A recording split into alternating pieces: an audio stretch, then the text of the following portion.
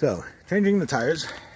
Got to jack it up, get them off the ground, get all the air out of the tire, which I have on this, and I've done on the other side also. Then you just pop it off the rim on this side, pop it off that side, pull it off, check the rim, sand it down a little if it needs any, pop the new tire on. A lot of videos out there that do that, so I'm not going to film the whole thing because just a lot of unnecessary time-consuming video, but that's what I'm doing right now, is replacing the front tires. So I finished cutting that tire off, and look at that big puddle of whatever that is. That is, I'm guessing it's Fix-A-Flat. I've never seen Fix-A-Flat inside a tire before, but I'm guessing that's what it is, some sort of sealant. But I got the rim all cleaned up. Rim looks really good. You can tell where it was sitting though. These are the two spots where the tires must have been down on the ground when it was sitting out in the grass for so long when I picked it up. But the rest of the rim is nice. There's no damage or anything. It's good to go. It was just that those tires, I think, were like this one over here. As you can see how weather cracked they were, that they were just leaking air, so somebody put Fix-A-Flat in it to hold air in them instead of just replacing the tires. I have both tires off now. Both the rims look really good. No rust issues or anything with them. So, yeah, this was nasty though, because they were both filled with, like I said, I'm guessing that's Fix-A-Flat or something along those lines. But now it's time to put on the pretty new ones. So the next clip will be the tires on, unless something strange happens. And that's always possible. So there we go. Got the new front tires on.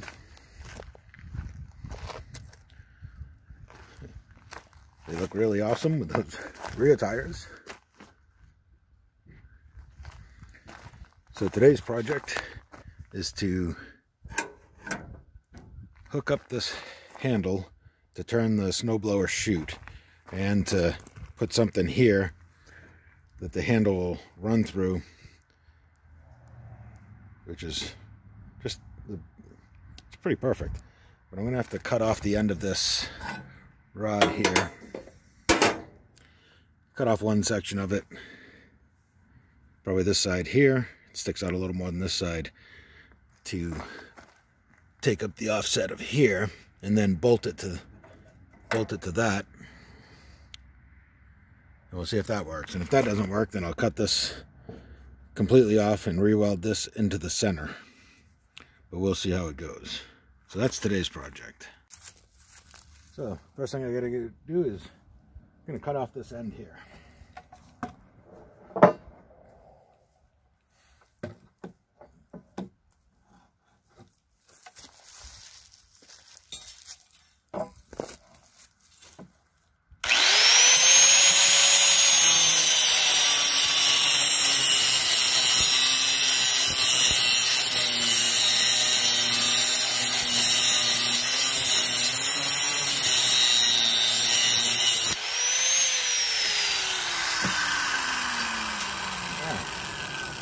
Like that. Also, found this. I'm going to cut this ring off. I'm going to use this to hold the handle into place. So.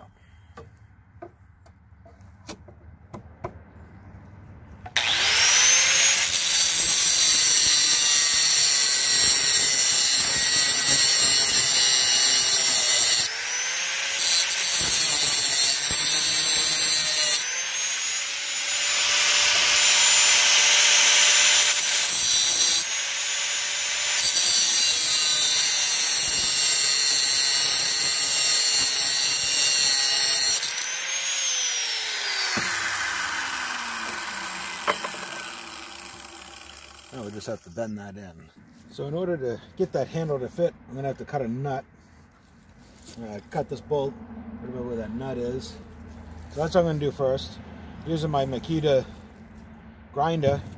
I've had this since 1992. This thing is awesome. Love it.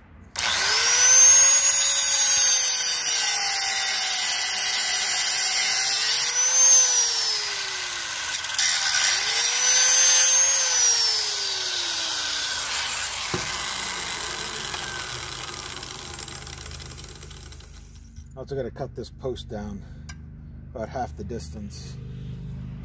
Let's see.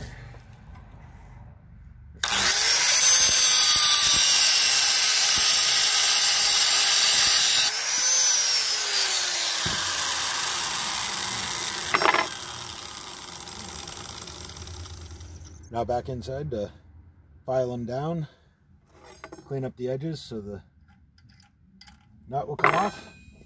And that should be good. Need to file down the edges here where I cut it, and then that should be good. So back inside.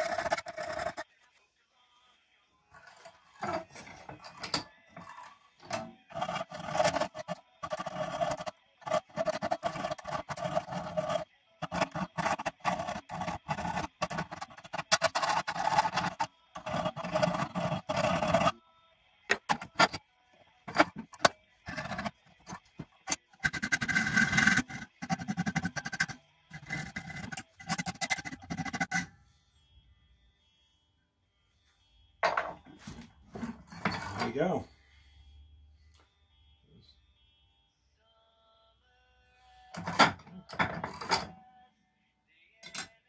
Let's go put this thing together. So there we go. The handle holder just held on with a couple of pipe clamps, hose clamps, or whatever you want to call them. And handle.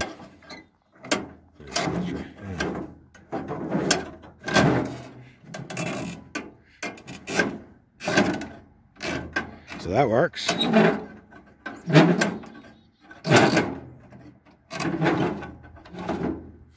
Needs a little oil, that's for sure. Take care of that, or a little grease on it. But yeah, that works for that. Next project will be weight in the back here. Coming up with a way to hold maybe a 5-gallon bucket full of rocks and then filled with sand to fill in all the spaces, to maybe put 150,